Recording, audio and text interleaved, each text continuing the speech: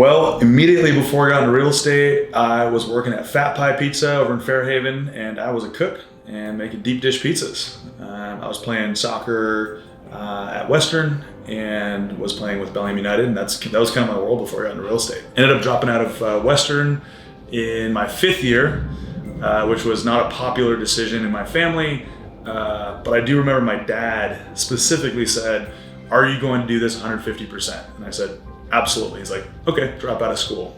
That's not what everybody else said. Mom was supportive, a little bit terrified. Dad was just like, "Are you gonna do it?" I said, "Yeah, I'm gonna do it." And I honestly never looked back. Completely green and mid-20s, trying to figure out how to run a business. What was most important to me and who I surrounded myself with, what I was good at, what I wasn't good at, how to be an adult, but also a business owning adult that's young, doesn't have any business owning experience. So that was kind of this first leap out on my own, and it was a hurricane. I mean, it was like, everything gets thrown at you.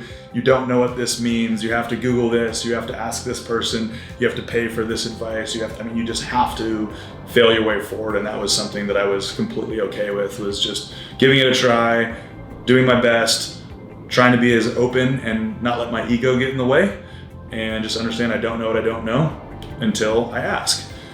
So I had a lot of really amazing people around me that were guiding, showing me the right way to go or what not to do, and having mentors and coaches and just really great friends who have already failed or tried things was honestly the catapult for me. There's a handful of things that I'm really good at, and I should be doing those things.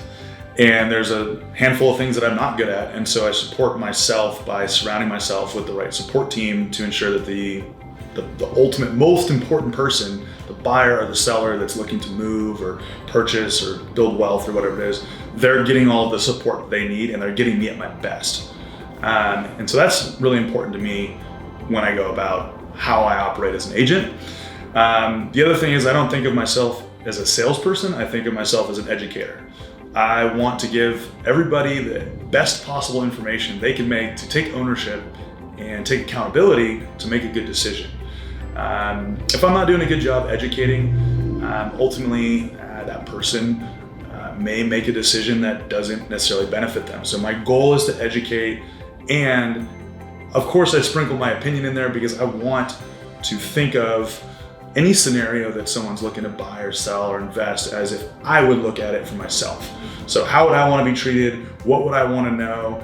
What are the things that I look at through my own eyes? And then I try to give that perspective to my buyers and sellers. Because I think that taking accountability and taking ownership over your decision with all of the possible education and guidance you could get, it's the best way to move forward and to make these bigger decisions, because these are ultimately some of the biggest decisions financially that we'll make in our life. I'm Leo Cohen, and I'm the managing broker at the Cohen Group Northwest, powered by the Moyatt Group, right here in Bellingham, Washington.